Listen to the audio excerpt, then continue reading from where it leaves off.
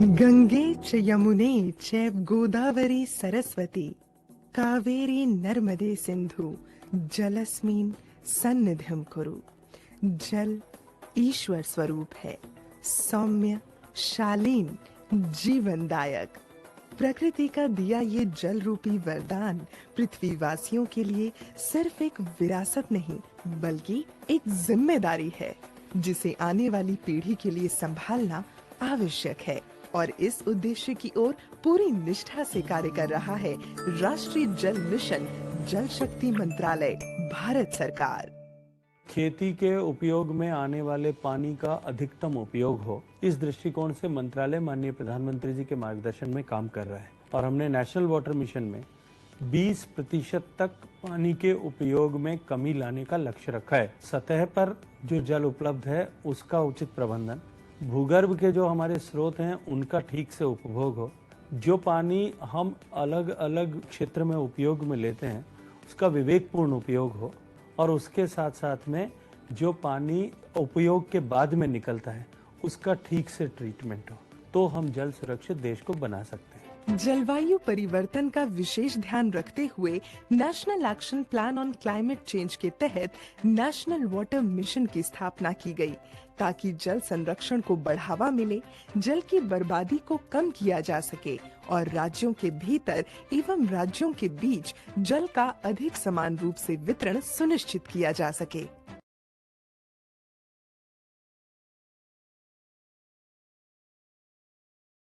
Very good afternoon, everyone, and warm welcome to 37th Water Talk, being organized by National Water Mission and is supported by Water Digest. We all know that for any initiative to gain importance, active participation from all sectors, be it government, be it industry, or the society, is instrumental. In India, pertinent environmental issues like water management have seldom received the attention they deserve. Participation from citizens had always been limited, resulting in further negligence of such issues. However, we have seen that last few years, there had been a lot of impetus given to start mass movement for an important topic like water conservation. There are several case studies like Hivre Bazaar, we have all known since long, Jalgram Jakhni, and many, many more. There are a lot of initiatives being carried out by individuals, carried out by organizations in various parts of India, which are really inspiring when we talk of water conservation.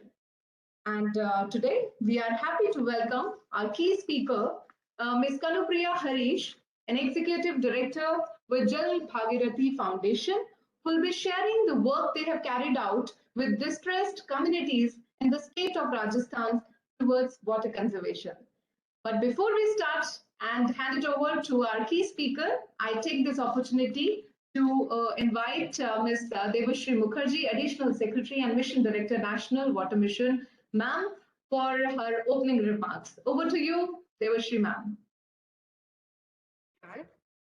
Thank you very much, Anupama ji, and a very warm welcome to Kanupriya ji. It's wonderful to have you with us today.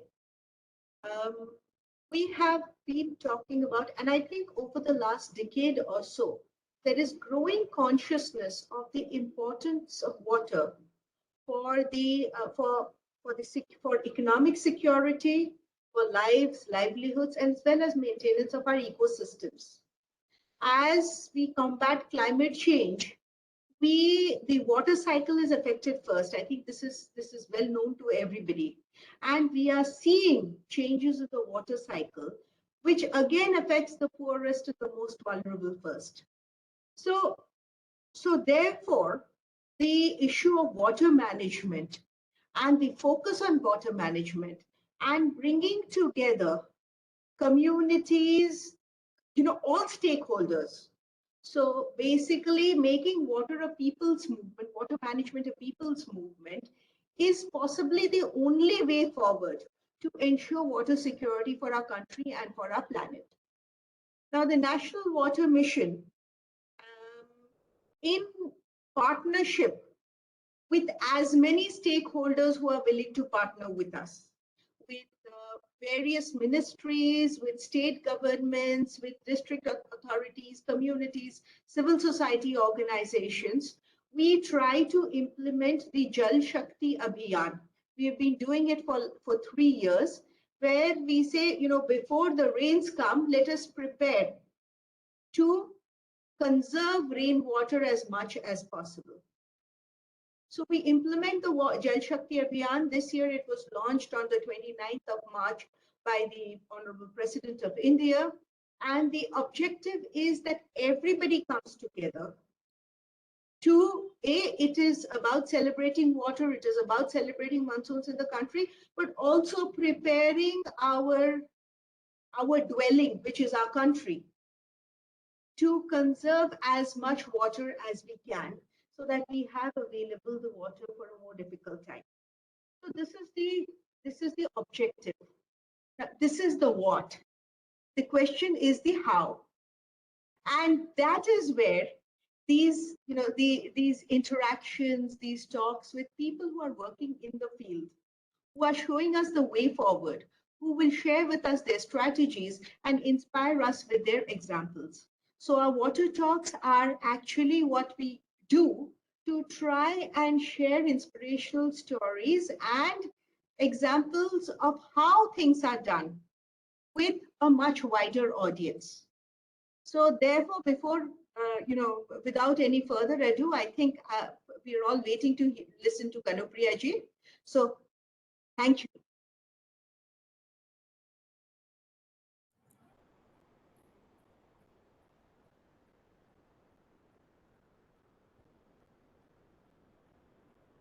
You're on mute, Anupama ji. Thank you, ma'am. So, like ma'am has just shared, now we'll be looking forward to hearing from our speaker, Ms. Kanupriya, who had been working in the sector from past 18 years. She has worked extensively in more than 700 villages across India, especially special focus with Rajasthan. And she has also been appointed as a member of the International Steering Committee for the 7th World Water Forum and was responsible for overseeing the planning of the World Water Forum organized in Korea in 2015. She has also been elected as an alternate governor representative of Jal Bhagirathi Foundation in World Water Council. And there are many more accolades to her, but now further, I would like to hand it over to Kanupriya ji to share about her work and whatever has been done and taken care by their organization as far as Rajasthan is concerned. Over to you, Kanupriya. Thank you. Thank you, everyone. Good afternoon. I'm extremely humbled to be here and to talk about our work. I would like to thank the National Water Mission and the Water Digest for giving me this opportunity to share the work that we have done with communities in Rajasthan by reviving traditional rainwater harvesting technologies with their participation to be able to create availability of drinking water for the people and their livestock. Thank you, Ms. Mukherjee, again for having me here. And in fact, you were pretty much echoing the work that we do, and much appreciate this chance to be able to share some of the little work that we've done. Just a little bit to share about myself. I like to call myself a practitioner. I have spent close to 18 years working with communities, living with them, staying with them in the desert, helping them revive traditional rainwater harvesting structures and systems. It has been a wonderful time, a wonderful opportunity to understand the water problem firsthand, sit with them, sit with the communities. They exactly know how to be able to address their water problems. And it has been a wonderful opportunity where we have been able to learn from them and in a way give back to the society. In fact, it's the communities who know where the water flows, where we can harness it, where we can catch it. Before I start my presentation, I'd like to share a little anecdote about myself and about how we orient people into JBF in community management. I did my MPhil from JNU in Delhi. And just after that, when I passed out, the whole idea was to bring in a revolution which was overnight. In our organization, we would send people to a village. We were supposed to go there for 3 days without any mobile or without any money. We were supposed to live there, survive there, work with the communities, understand the communities. I was assigned a program from UNICEF, and I was supposed to look after 13 villages. I was fresh out of college, never been to the desert. It was a new area, new language. I went there, and to be very honest, I was lost. I did not know what to do, where to go. It was an old man there who helped me.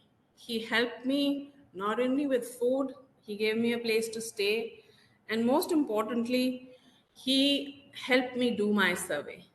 This has been a lifelong learning and a lesson, the warmth of the community, the amount they have to give, and so little they have. And it is from here that I realized I started my journey, learning from them, not taking our knowledge, but taking their knowledge in a participatory manner, learning with the community, innovating with them, innovating in the traditional rainwater harvesting structures and systems they had to develop them further to create availability of water. So I would say our work is not so much of reviving constructing rainwater harvesting structures, but working with people and building community institutions. I like to call the work that we do Rain for Life. It is community participation in water management, but basically it is Rain for Life. When I say the word rain, what's the first image that comes to somebody's mind? For some, it is clouded skies, lightning, thunderstorm, fun, frolic, dancing in the rain. In fact, in the summer heat, if you look outside of the window now, it is a wait for the rain. People are waiting for the rain to come. But when the rain comes, we have news flashes that water is logged, we are losing water, there is so much of water that can be harnessed, but we lose all the water. But probably for all the people who are listening to me now, rain does not mean life, or it does not mean water for life. But the communities that we work with, rain is life. So the focus of our work is basically to capture as much rain wherever we can, to be able to store it, to be used at a later stage. To talk a little about DBF, we are a non-profit organization. We are mandated to work in Rajasthan. We were set up in 2002. We have worked in about 700 villages. The focus of the organization is water security and sanitation, which we hope is sustained by responsive governance and inclusive growth, getting everybody to work together, bringing them on a platform, which over a period of time gradually will lead to sustainable development. We sit down with communities, basically creating location-specific needs, strategies, and what address issues in a location-specific manner. I'm very fond of maps, and in this gathering, probably I would not want to dwell too much on statistics, but this map from the Niti Aayog rings the red bell of danger for India. Most of India is moving to the red color, which is obviously showing that we are water stressed. Just a second, Kanupriya ji. Her presentation is not visible. Yeah, Kanupriya, you're supposed to start it from your side. Is it not visible? No. Yet. Okay.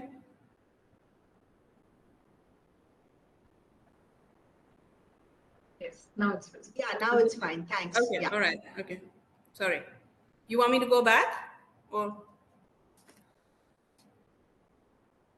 just, all right.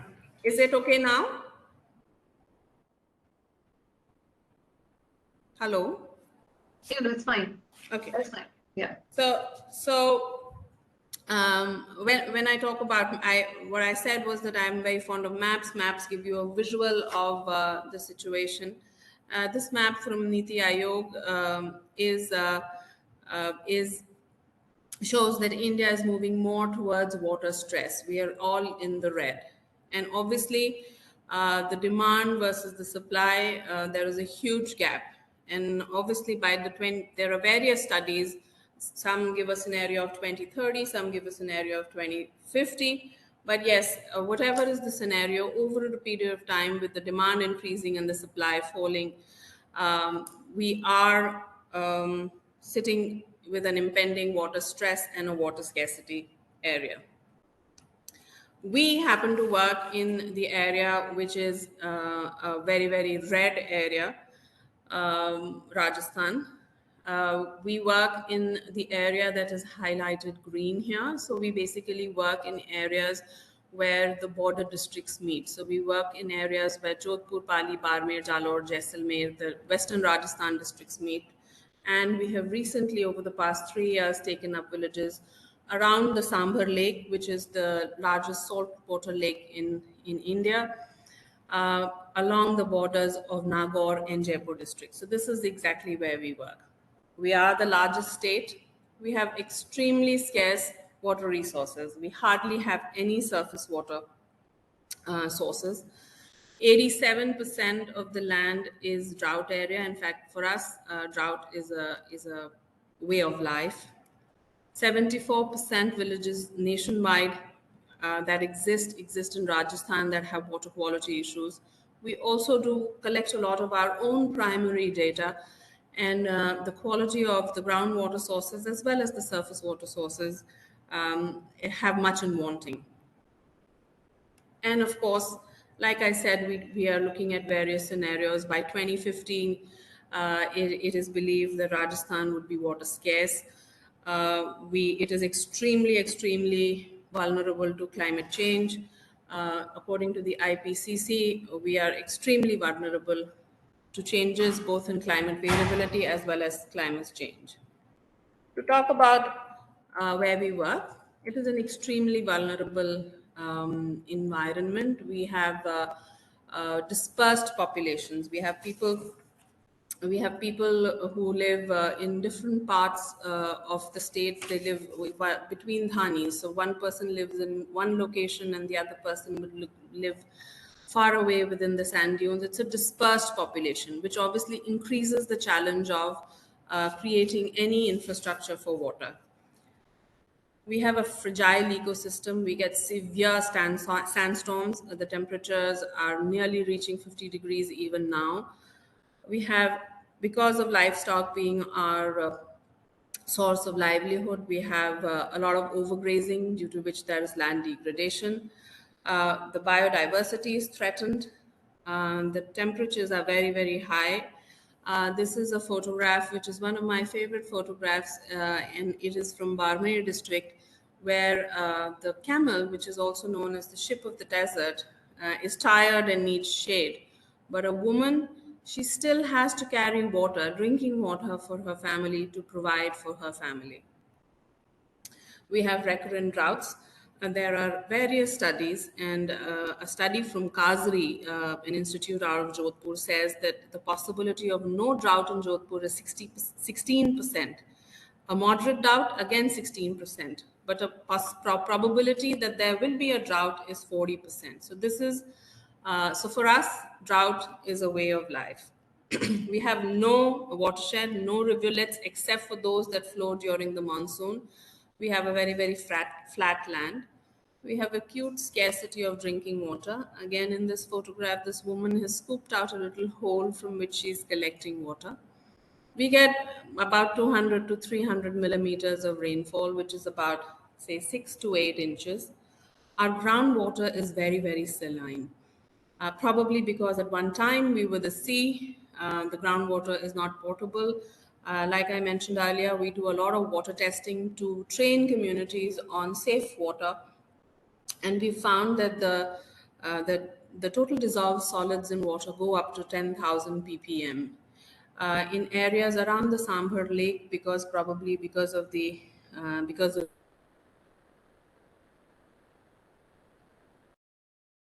causes a lot of diseases. Because of the heat, we have very high evaporation rates. So if we harvest water in open structures, yes, we have a problem of losing water. We lose about 1.8 to 2 meters of water every year due to evaporation. And we have identified those villages, we work in those areas which fall under a category of not covered by the government, so that we can complement our efforts, which means that people do not have a source of drinking water between 500 to at least 1.5 kilometers. We still are the most densely populated desert in the world. We have a population density of 100 to about 200 people per square kilometer. The Sahara has about 8 to 9 people per square kilometer. And with the population increase between 2001 to 2011 being in double digits, it only shows that the stress on our water resources is going to increase manifold. What does water scarcity mean to the region? It is poor quality of life. It is a huge economic burden. People purchase water. So the average water tanker, we have a tanker lobby here. The average water tanker cost for a 4,000 liter water tanker is about 500 to 2,000, depends on the quality of water that you're having. So they spend around upwards of 15,000 rupees annually, on water.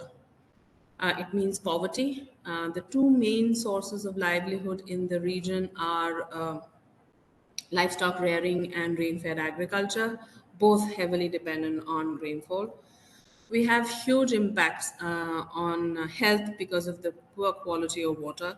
In fact, interestingly, in our area, water, the quality of water is defined by communities based on its taste. So we have meetha pani, which is not sweet water, but potable water. We have bhari pani, which is saline. You can have it. It is not very good, but you can have it. And the third is khara pani. Khara pani is water which is salty and cannot be used for consumption. No education, with obviously the girls, they are the first ones to help their mothers provide for water. People migrate for livelihood because of not having livelihood within the village.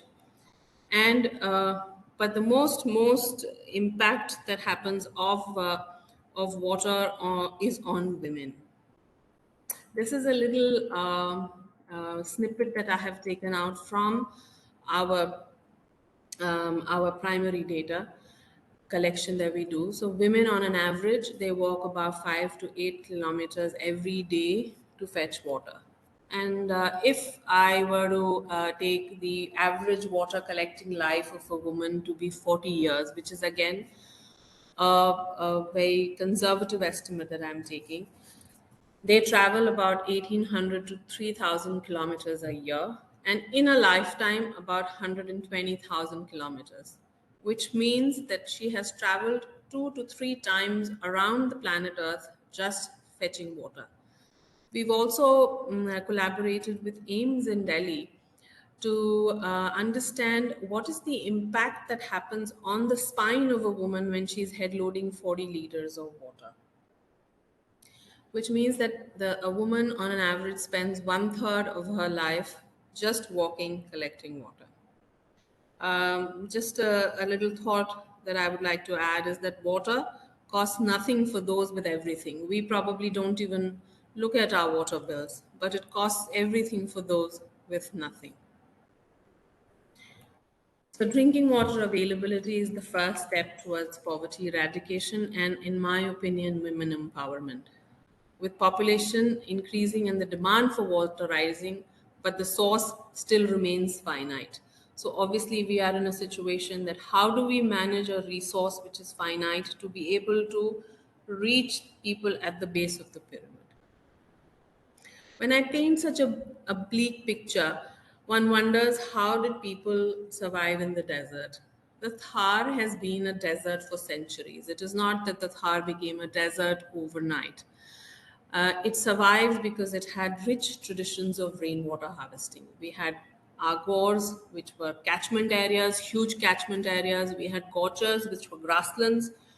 They had local varieties of grass called Haman and Sevan, which have now totally disappeared. These were very high calorific grasses which were very good for the livestock. And we had orans, which were sacred forests.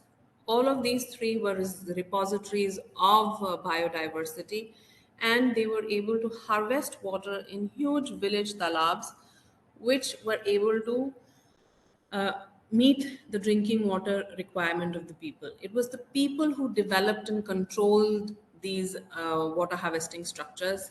They had attached sanctities of principle of conservation, equity, as well as utilization. So not just harvesting, there were a lot of customs and to conserve the water. So, for example, nobody was allowed to bathe in a talab. It's very interesting stories have been when a young girl was married into the village, she was first taken to the village talab, so for her to be paying the obeisance. So there was this whole sanctity to conservation of water that was there. And this was an adaptive strategy to climate change. People not only change, but variability. Traditional wisdom was not only there in rural areas, but also in cities. This is a map of Jodhpur, and Jodhpur had this intricate maze of water channels that carried water from one water talab to the other, and finally into the city. Walking into the city of Jodhpur is an amazing water walk, where from the outside you would probably feel that it's a building, but when you go inside there are step wells. However, over a period of time, people have stopped using these traditional systems, and we are now all dependent on the piped water. This is another very interesting step well, which is again in Rajasthan, probably one of the most beautiful in India. It is Chand Baudi in Abanedi, a village on the Jaipur Agra highway. This structure is the most interesting example of how in the 8th century, when it was built, water was managed not just only for this village, but a number of villages around. So there was a separate entrance for animals to come and have water, for more common people to come, and then obviously the Maharaja to use this water. However, all of these traditional systems and practices are gradually falling apart. So basically, this is the problem statement and how we are trying to address it. So on the left, I would say, is the problem statement, where we have the weakening of the social capital. People now do not want to work as a unit, a cohesive unit. There is absence of community ownership. There is neglect of traditional practices. And the most important is that there is dependence of the government and on centralized schemes. Everybody everybody is hoping that the pipeline would once come, and then we forget these practices. None of us realizing that water is a finite resource. This leads to vulnerability to climate change.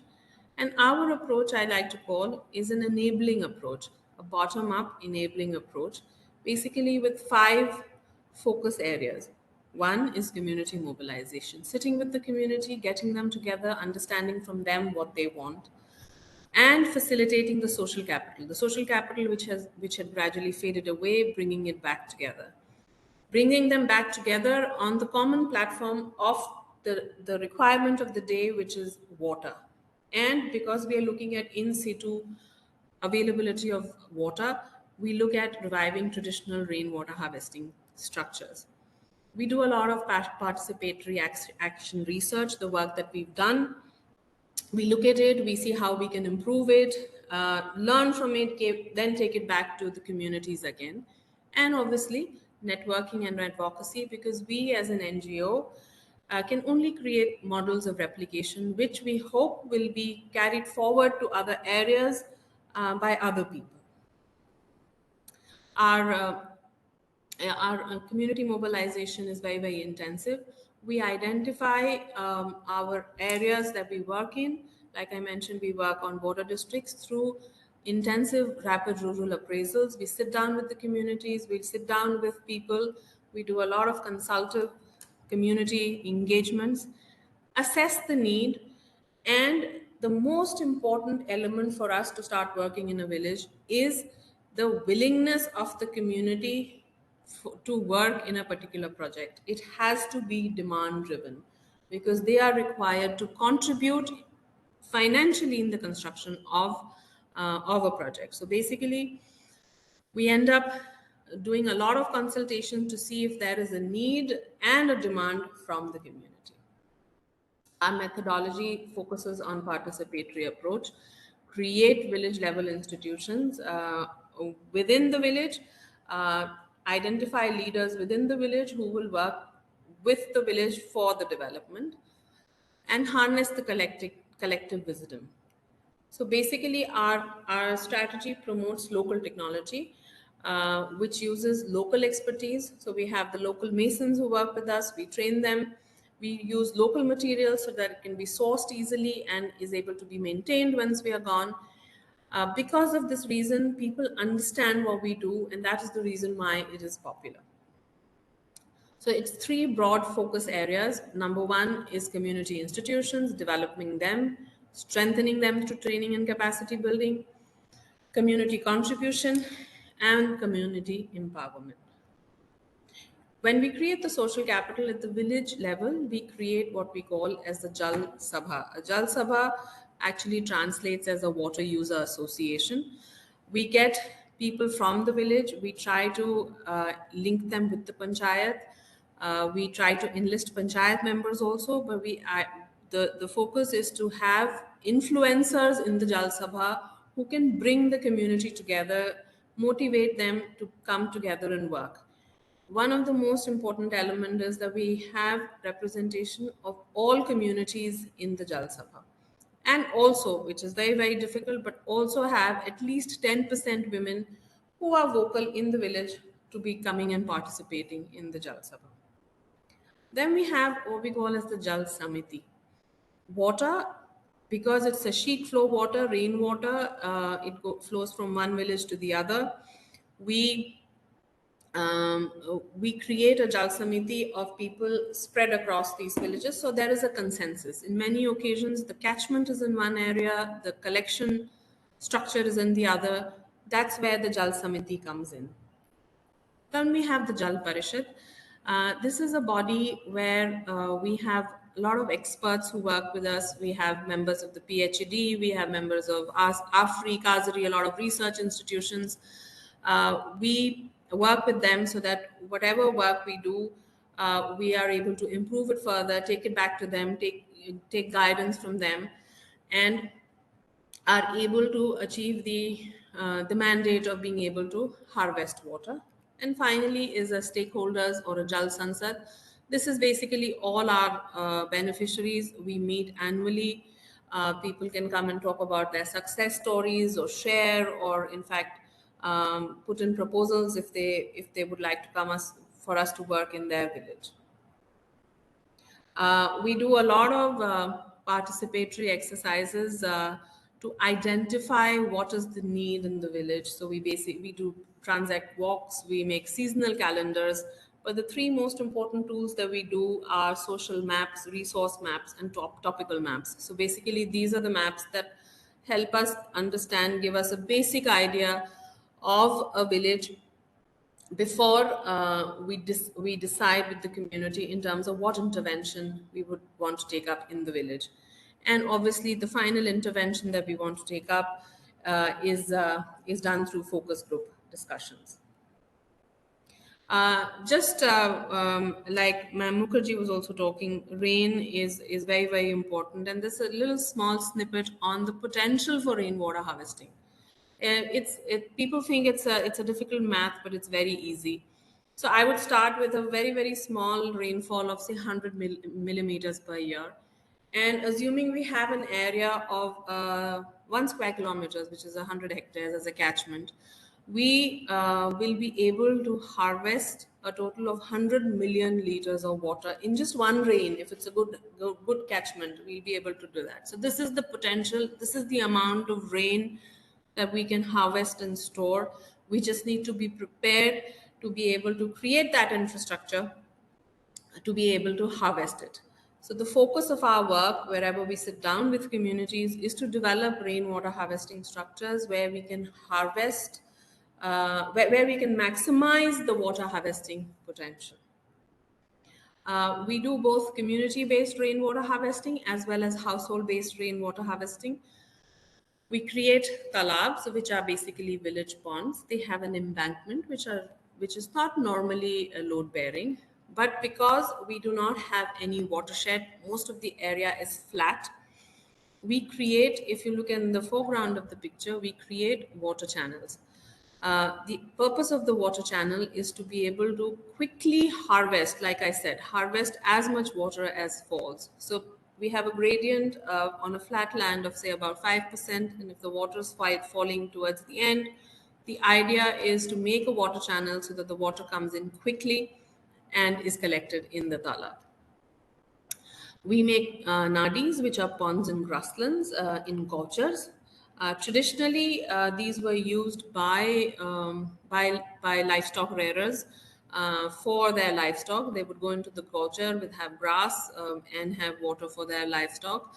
Unfortunately, because of the population pressure, this this line has sort of blurred, and people use water from both structures, people and animals.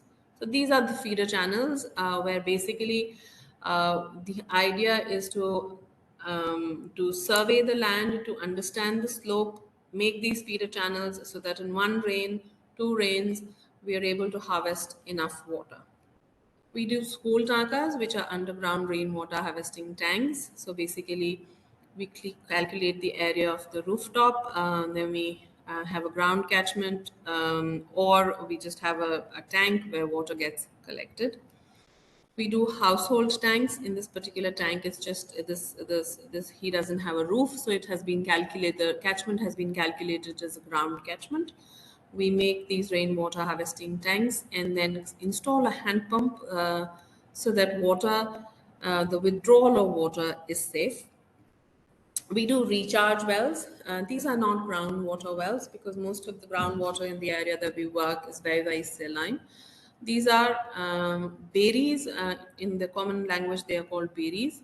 They're either made around sand dunes or they are made close to a talab. So basically, they have seepage water that comes in. They are very, very interesting. It is actually very clean water because it is passing through a sand filter. The water comes in during the night. People draw the water, and by evening, the water finishes. But then by morning, the water again is available. We also innovate on different types of rainwater harvesting structures that we see or learn about in different parts of the world. One of them is sand dams.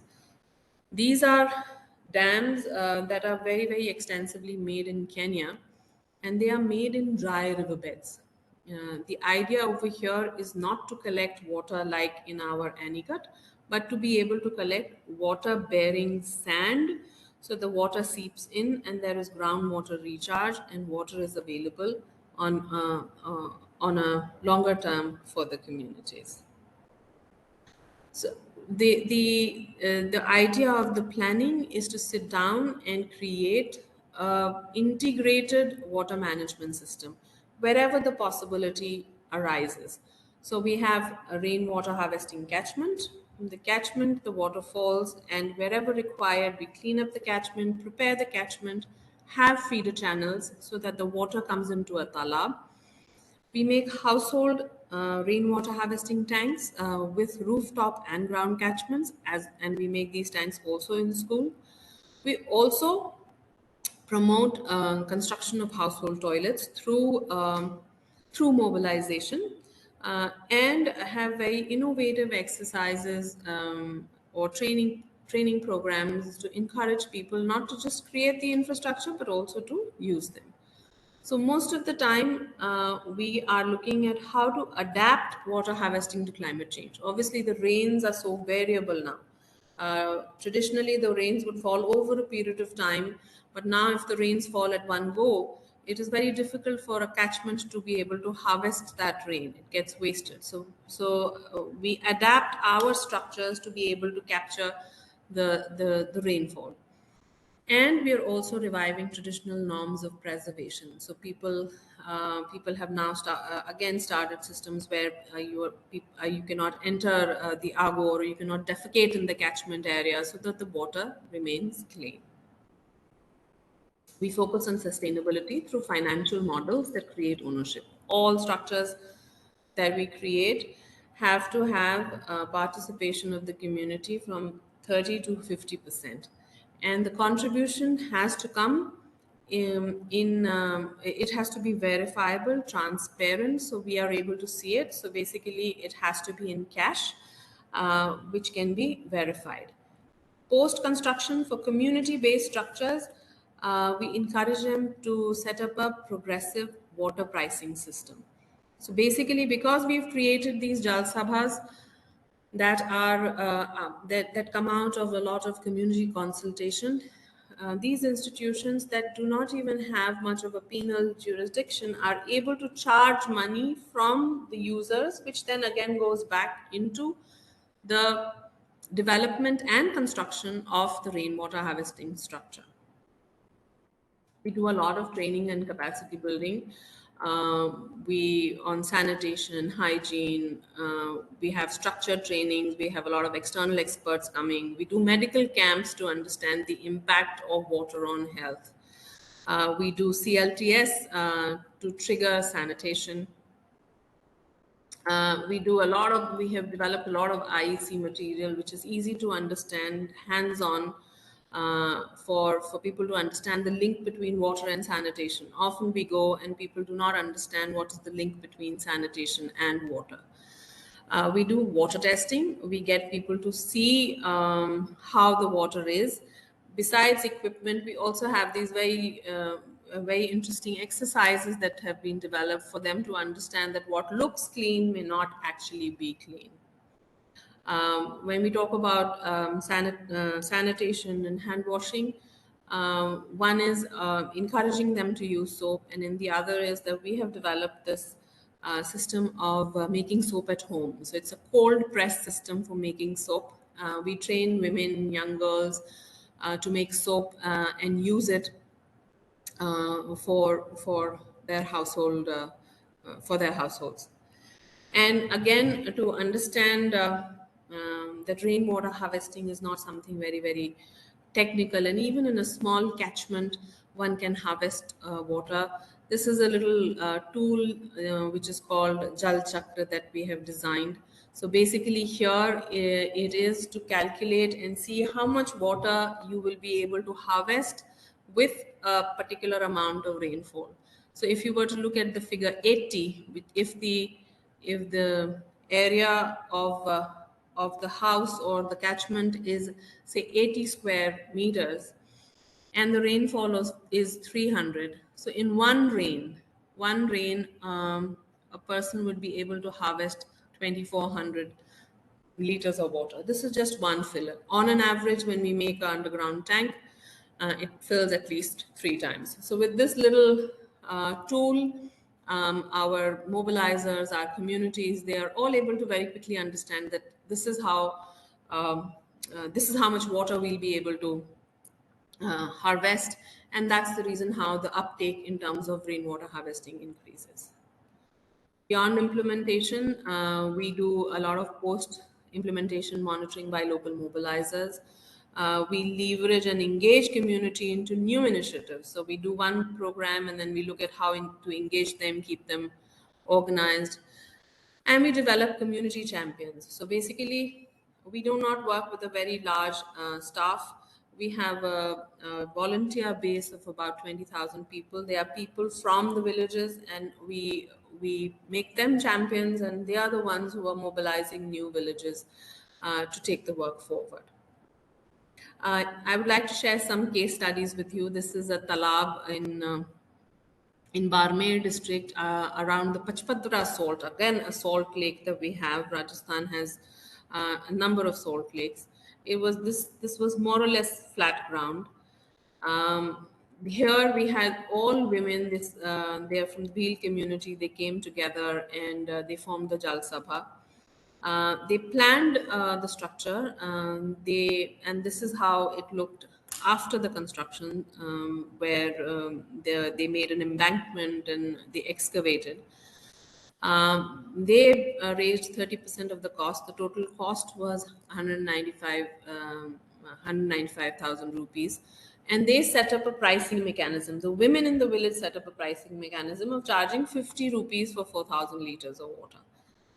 They were able to harvest about 12,300 cubic meters of water. If I were to convert it into an LPCD based on the population, which is of about 1,000 in this village, they get about 33 LPCD of water. They obviously have to carry the water to their home. This is a very interesting village. It is called Gopal Badi Barwa. This is a unique village because it is on the border of 4 districts. It is in Jalore, but it is on the border of Jalore, Barmer, Jodhpur, and Pali. This is a saline well. It is in the talab of the village, but it had water which was saline. Here again, people spent about 500 rupees for 4,000 liters of water. The cost of the water all depends on the quality. Instead of developing the talab here, which did not have the right soil, we constructed a new recharge well or a beri. And here if you can see that the water actually trickles down in the beri because the subsoil water from the talab comes into the beri, and then people can draw the water and use it.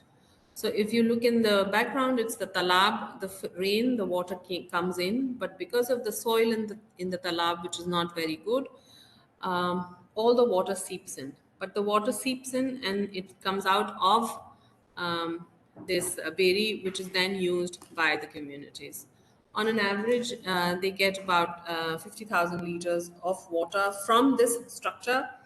The population here is at about around 800, 850. So they're able to get about 50 LPCD of water from this structure. This is another talab. Here, if you look at the catchment area, we obviously, based on the catchment area, we designed the talab. It's a rock, it's a stone catchment area, which is obviously the best catchment area because the losses of rainwater harvesting are very, very low. It had an initial capacity of 4,000 cubic meters, and the water retention period was only about 7 months. This is the excavation work. We use earth excavators so that we are able to create an enhanced capacity for a structure. This is after the rains. Now the total capacity is about 10,000 cubic meters. In the population here that uses it is about 600, 700 people who use the structure. It was completed at a cost of 191,000 rupees. Again, 30% of the cost came from the beneficiary community. This is the sand dam that I was talking about. This is in Jalore district. Sand dams are very interesting technology where we go down to the bedrock. So they are made in riverbeds that are dry, there is no water. We go down to the bedrock and we create what is called as a water seal. So basically, we had engineers come in from Kenya who helped us make these structures. We've made them in 13 villages. We go down to the bedrock and we make a water seal with barbed wire, iron, and then we bring them together. So basically the dam has become a part of the rock. So basically it is rising from the rock so that the sand bearing water is collected within the dam. This is the structure of the dam. It is about 51 meters long. And if you notice that the wings are very huge, so the river is tamed to flow over only the lower step. The community, this was a large project. The community contributed 300,000 rupees. It was completed at a cost of about 17 lakhs. Here, this has resulted in the recharge of wells. About 103 wells have been recharged, out of which 3 are of the PHD, which are used for supplying of water, and 100 personal wells down the on the downstream of the dam have been recharged. People here have started agriculture. They're growing chilies just after being able to get water, which is portable and can be used for agriculture. Finally, the in situ availability of drinking water for each household is done through construction of underground rainwater harvesting tanks. So these rainwater harvesting tanks, or hods as they are called, have a rooftop as well as a ground catchment to harness rain. If you look at this little structure on the left of the woman, this is an open tank, also known as a kacha tanka. This was her source of water where she was collecting her drinking water. Like I mentioned, we sit with the community in terms of what do they want to develop. So they wanted to um, dismantle this structure and create a rainwater harvesting tank. The construction happened, and in this case, we created a ground catchment, as well as we used the already existing pipe that they had for their house as catchment area for the structure. We make 3 aeration chambers so that the water that is inside remains fresh. There is a circulation of air that is happening. The average size of these tanks that we make is about 25 to 30,000 liters. This is they provide about 15 to 20 LPCD of water for a family of 5 through the year. This is only if it fills up once. But on an average, giving our rainfall patterns, they fill up at least 2 to 3 times. So obviously the availability of water is much more. We also test this water, the water that has been harvested, and share the results with the community, along with the results of the already existing water sources, so that they understand the difference between the quality of water. Again, here, the average cost that comes for a structure like this is about 2.25 to 2.75 rupees per liter. Again, the beneficiary has to contribute 30%, which goes into the construction of the structure. We install a hand pump so that the water that is drawn, if the structure is closed, the water that is drawn is safe for use. This is a tank, a household tank, only with rooftop catchment. So if you look at the pipe behind the woman, all the rainwater, they do not understand that rainwater has this potential, would get wasted. They did not have any space, so we helped them construct the tank within their house. It has now become a part of their house, and the rooftop is now, through a chamber, the water is coming in, which can now be drawn from a hand pump. We do underground rainwater harvesting tanks in school with rooftop harvesting. So here you would see all the downtake pipes that are there from the roof, the building of the school, which come into this tank. This is the final tank that has been constructed, and because we have more than one user in a school, we create water stations.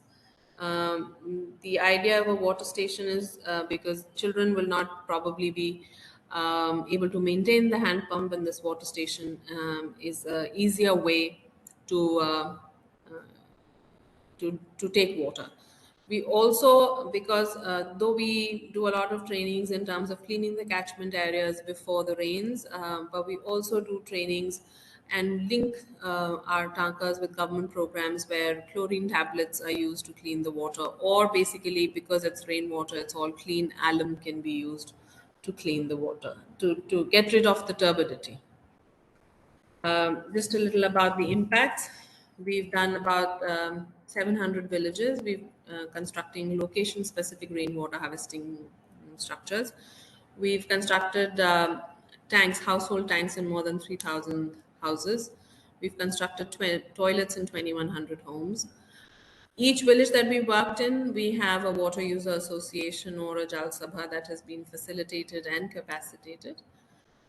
We have a people's contribution, which comes between 30 to 50% of the structures.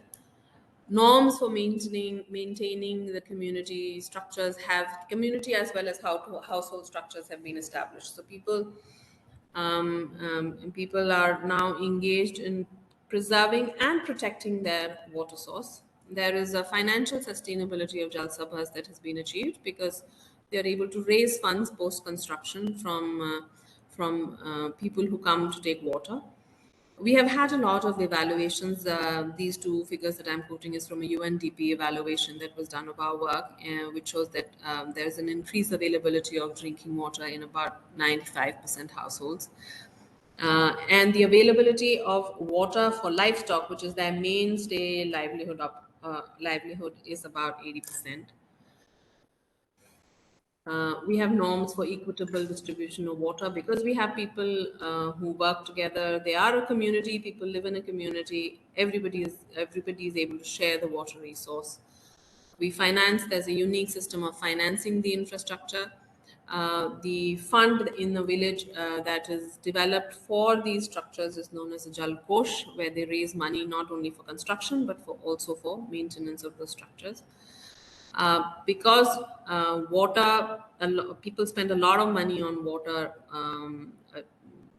The UNDP evaluation showed that there was a reduction in the cost of water, a nearly 140% reduction in expenditure on water by communities.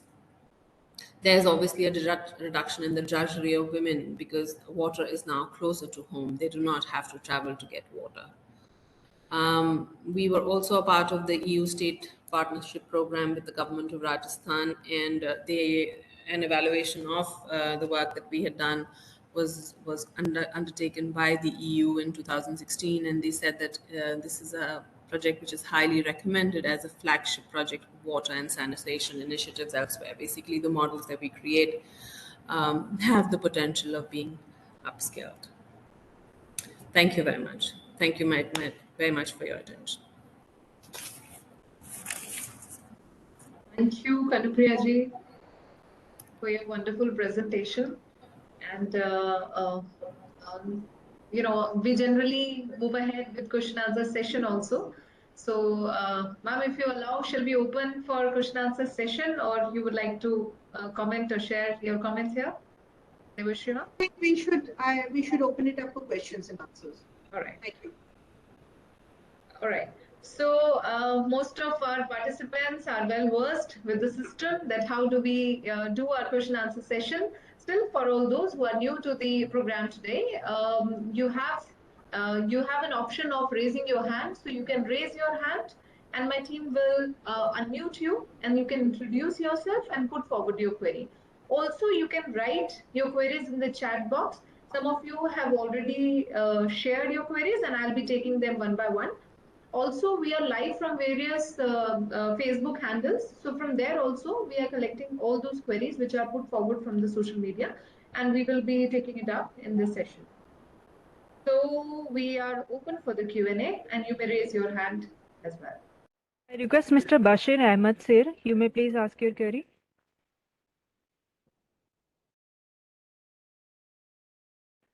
I request again Mr. Bashir Ahmed Sher, you may please ask your query.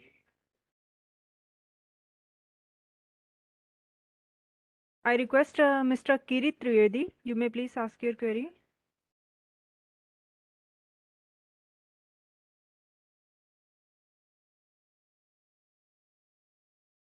Can you hear me? Yes, sir, please. Very nice presentation. 2 to 3 questions are in my mind. First, they told that we are not taking any help from the government side. So if the government can help with the society, your society, it will be beneficial for the people of the villages. Second question, you talked about the step wells. So my just one humble suggestion, if you go to regeneration, the very small step wells in the villages where it is very fruitful to recharge the water, rainy water. And the third one is, you told about there are very saline waters in various places. So is there any program to make saline water usable to the resident of villages? Thanks, madam. Can I respond? Yes, please.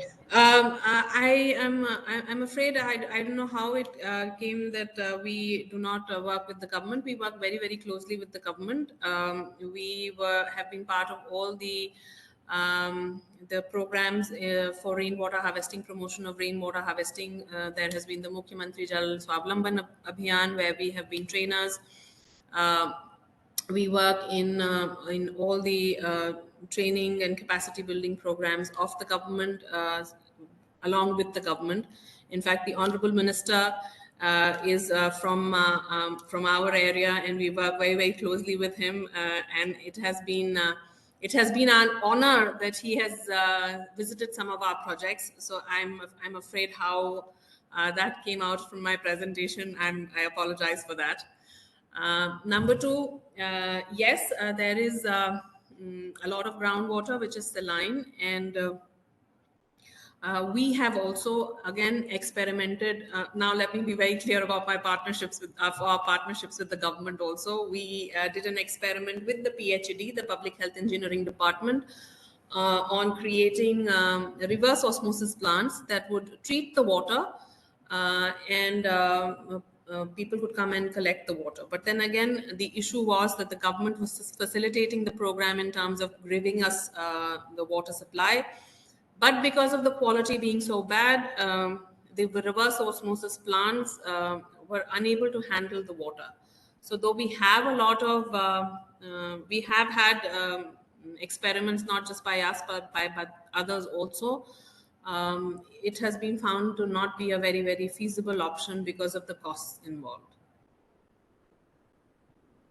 I'll also take a question, which is by Mr. R.S. Tyagi. It's a nice presentation by Ms. Kanupriya. It is really a commendable task for water-stressed areas of Rajasthan. But to what extent can it be replicated in water-stressed areas of Delhi, where there is no space to construct rainwater harvesting structures in slum areas, rural and urban villages? In a single house, there are multiple ownership. However, in such areas, community-based rainwater harvesting is more doable and useful. Second, creating harvesting structure is easy, but their maintenance is not ascertained by the owner as well as the regulating authority. What is the mechanism adopted in Rajasthan to ensure maintenance of rainwater harvesting system? So in urban areas, there are various other options of rainwater harvesting available. If you're talking about Delhi, I did not talk about it here because we do not do it, but in urban areas, we do advise people to go in for injection wells, which are very, very doable. They, most houses have these bore wells, and we have rooftop water that gets wasted. It is very, very feasible for a household to collect that water and bring it back into the earth, so the groundwater in the well is recharged. Obviously, if there are multiple owners in a house, I'm assuming that everybody needs water. So at least it has to come from them to pool in their resources to be able to create availability of water. Yes, water harvesting is not easy. It is difficult. It requires maintenance. And that is the reason why in my work, we said that we get the community involved. There is a financial stake.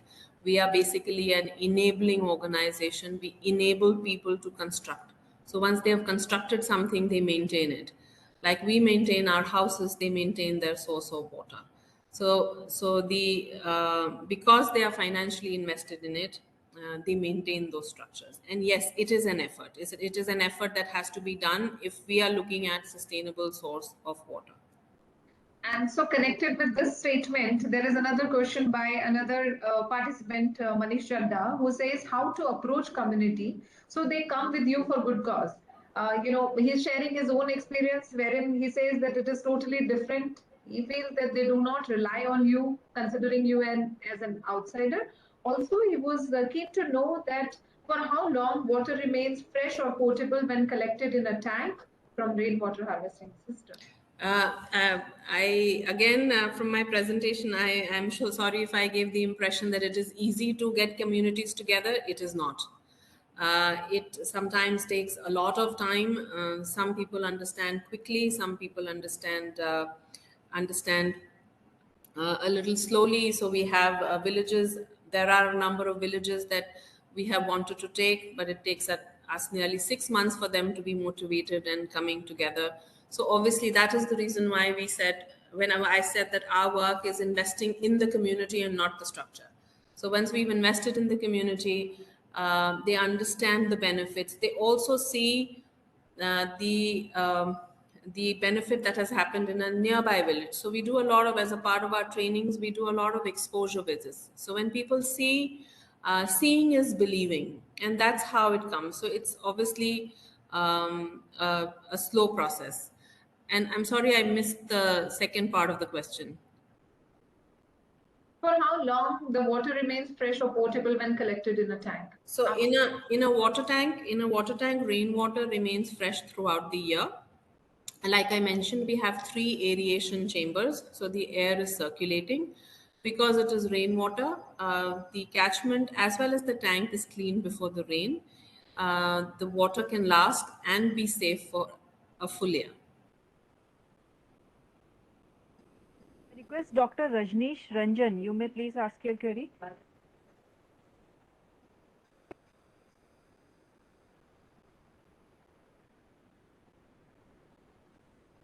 I request again Dr. Rajneesh Ranjan, you may please ask your query. Thank you, Madam Kanupriya, for your wonderful presentation. And I have 2 questions. One is related to groundwater pollution, especially in Rajasthan where you are working.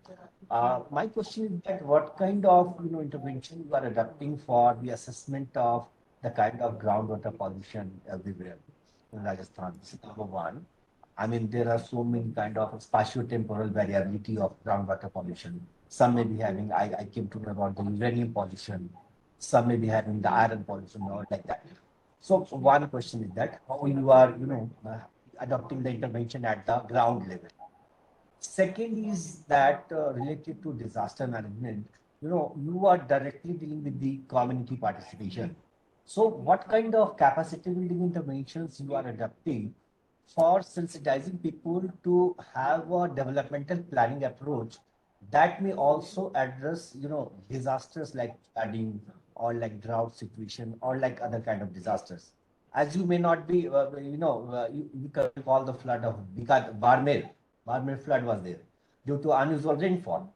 So while working on the rainwater harvesting at the same time, because you are a world famous organization, so what kind of intervention if you are adopting, kindly let me know please. So we're not directly working on groundwater pollution, but yes, like I said, we test most the areas that we work in. We test the groundwater of that area, and we keep those reports. We also do research programs as a part of our research and advocacy. So we have partnered with the Northwestern University, where we have studied the pollution of the Luni River. This is a dry river, the only river that we have in Rajasthan. It flows only during the monsoon.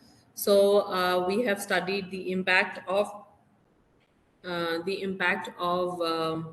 pollution on the groundwater from the tie and dye industry. As far as doing active implementation, our work focuses only on creating rainwater harvesting structures, mostly that are impounding. So the water harvesting is of 2 types. One is groundwater recharge, and the other is making impounding structures. We create impounding structures. So the active implementation by us is on creating impounding structures that are used for drinking water. So we do not have any active intervention as far as groundwater pollution is concerned. Yes, when you talk about disaster management, we do have training programs. We again have training programs with the government. I very well remember the Barmer flood of 2006. And I cannot, in fact, very interestingly, in Rajasthan, in our area, people do not understand water. In Kavas, which was the most affected, when people were told that there is water coming and there is a flood coming, they actually went and went and slept on the second floor of their houses thinking that the water is not going to come in. So yes, there was a lot of devastation. So we do, as a part of our training programs, talk to them about disaster. Drought is a way of life for them. So most of the agriculture that they do is subsistence. They first save for themselves and then they sell. The provisioning of water, if I were to say through rainwater harvesting, again is to mitigate the disaster of drought.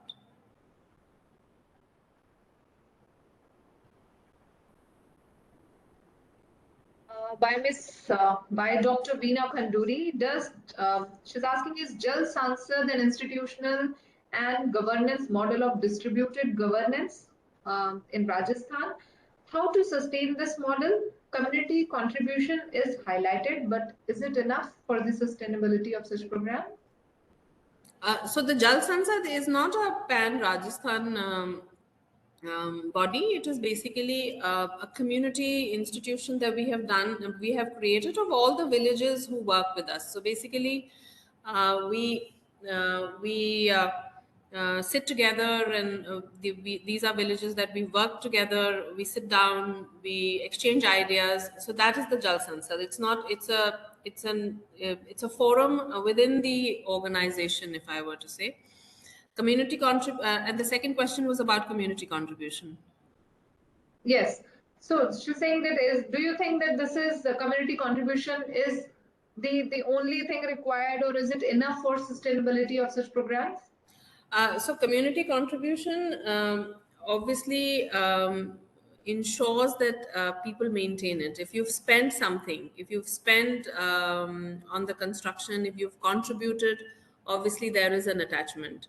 And here we are talking about an asset which is giving them drinking water. So besides availability of water, they've actually also they have contributed in the construction, which then becomes the reason for sustainability. I don't know whether this question should be okay. I'll just take up the question. Kanupriya, you may tell your comfort for the question. Dr. R.B. Singh Dupe. I would like to put up some queries on saline water management in relation to crop production and agriculture sector. What type of biological, chemical, and crop management amelioration measures are needed in black cotton soils of central part of India? I think this is a question probably that the ministry would be more. But in terms of us, in terms of our area, saline water is not used for agriculture. All our agriculture is rain-fed. Okay. So another one by Sayam. How important is community participation in protecting and restoring water-related ecosystems like river, lakes, etc.?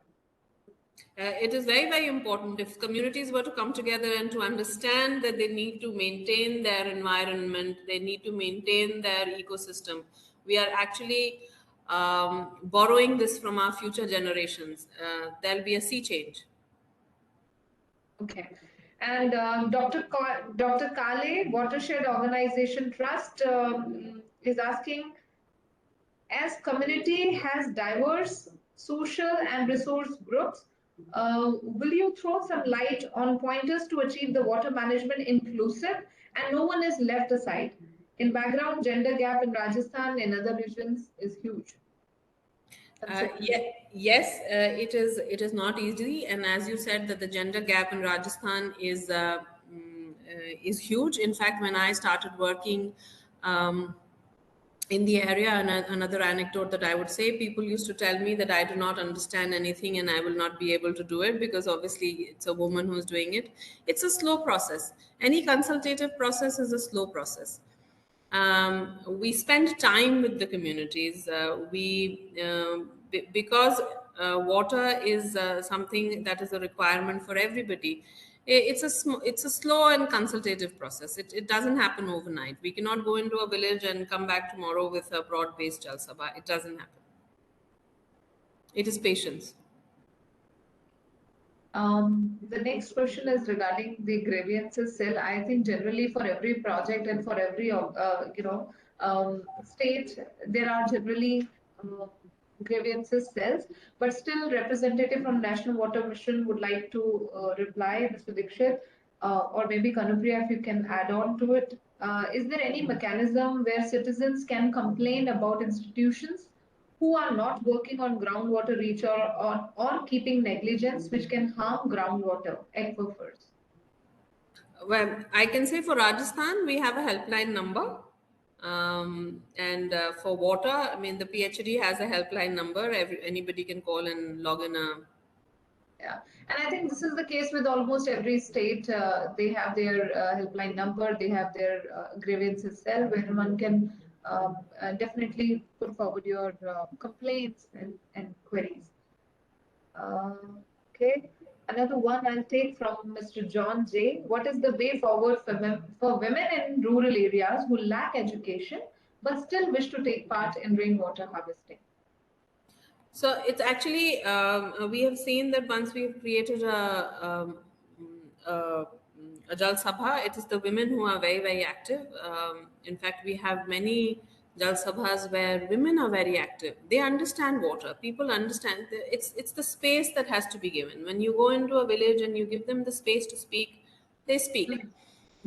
In terms of a household tank, it is always the woman who decides where the tank has to be made because she's the one who's using it.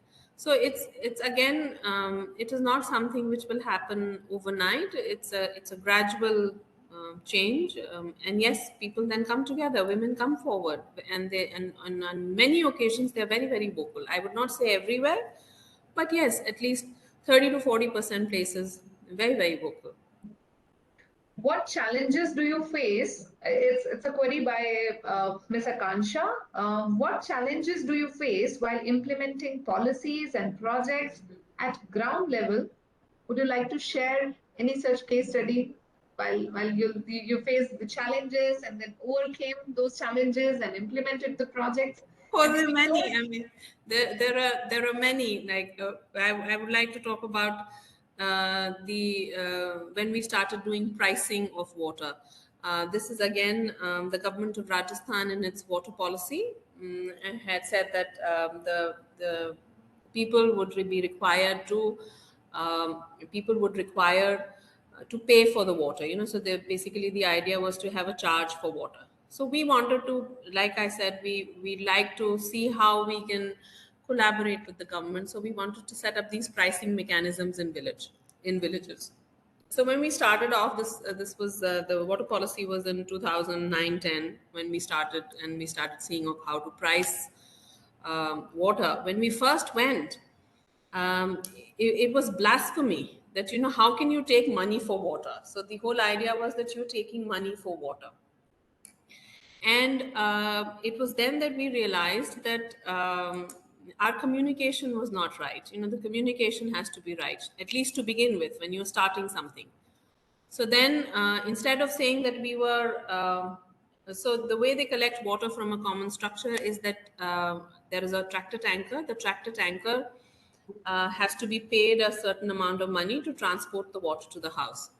So then it struck us that why do we not say that this is actually the price of the tanker and not the water?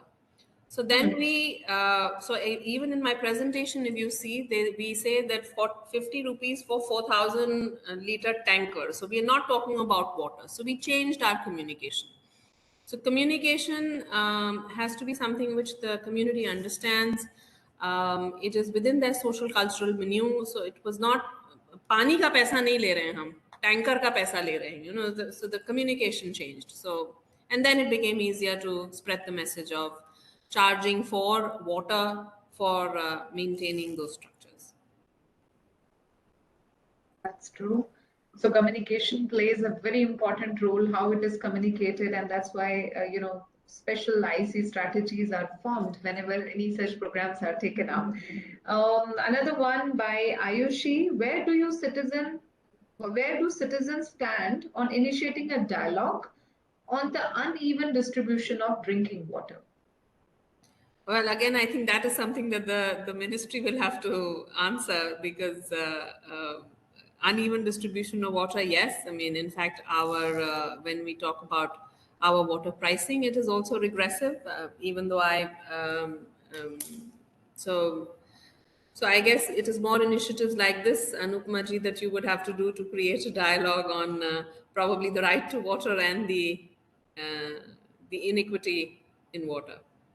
So I think for that also ownership lies on each one of us as well, because if you see that it has different, even the billing, the bills, water bills which we generally get, if every individual has a different meaning of it. Yeah. For somebody maybe of HIG or MIG, it may be just a bill which needs to be paid. For others, it will be something very important, maybe something, they really feel that, next 2 months we'll be getting it. So every individual has the ownership to understand what value they place on water. So every drop needs to be conserved at individual level, at institution level. And of course, there are support from various organizations like Jal Bhagirath Foundation and many more, which we have seen in the past, as well as we'll be looking forward to hear more in the future Water Talk and Tech Talk series. So I think with this, we come to an end of all our queries. I think I have taken almost all the queries. And still, if there are any, and you would like to put forward to Ms. Kanupriya, even in future, you can write to us or you can write to National Water Mission, and all your queries will be answered. As I've always spoken in the Water Talk, that all your queries are always placed on the website in the FAQ section of National Water Mission's website. So if you have anything which you want to question, which you want to ask our speaker or National Water Mission, you can always write to us or can write directly to National Water Mission. So thank you so much, Kanupriya. We are getting a lot of compliments for your. In fact, there are a lot of compliments. You can read them in the chat box also for the wonderful work and the way you have presented it and shared. Devushri ma'am had to leave for some unavoidable work. So maybe we have Mr. Dixit on behalf of National Water Mission who will be placing the thank you note. So over to you, Mr. Dixit. Good evening, everyone. I am SM Dixit, Advisor Technical from National Water Mission. The talk delivered by the Ms. Kanupriya Hari, the Executive Director, Jal Bhagirathi Foundation, was very informative, and way you have garnered the support of the huge public was tremendous. After listening the talk, it is clear that how hard and the tremendous efforts have been made by the team of the Jal Bhagirathi Foundation in one of the most water-stressed part of the country to transform it by the way of constructing the talab, nadi, nehar, school tankas, household tankas, wherry, and the sand dams. The approach of the community mobilization, reviving the traditional participatory action research, have played the vital role in enhancing the resilience to the climate change. Further, the work carried out by the Bhagirathi Foundation is just not limited to the water conservation, but is also transforming the lives of the people of that region. The creation of the Jal Sabha, Jal Samiti, Jal Parishad, and Jal Sansad is also very thoughtful approach to keep the people together and develop of a sense of responsibility among them.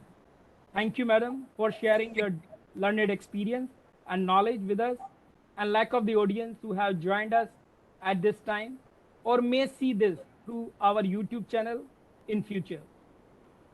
Finally, I would like to thank all our viewers who have joined us through the various platforms, and I am confident that these viewers will further disseminate the information gained from this talk.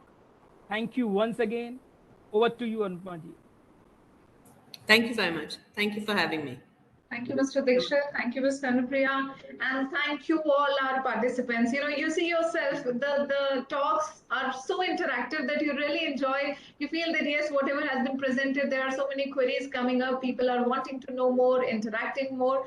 So we really look forward to your participation. I'm glad to share.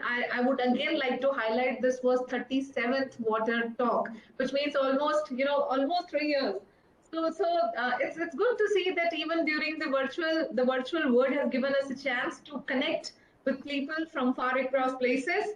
And like Kanupriya is delivering her talk from Rajasthan, and there are many who have been delivering from various parts of India as well as across the world. So we look forward to your participation. Keep supporting, keep contributing, and make this Water Talk and Tech Talks more popular in the coming times. Okay, thank you so much, and thank you so much to National Water Mission also for giving Water Digest an opportunity to contribute. Thank you, everyone. Do take care. We'll see you again in the Water Talk and Tech Talk next month. Thank you. Thank you. Thank you.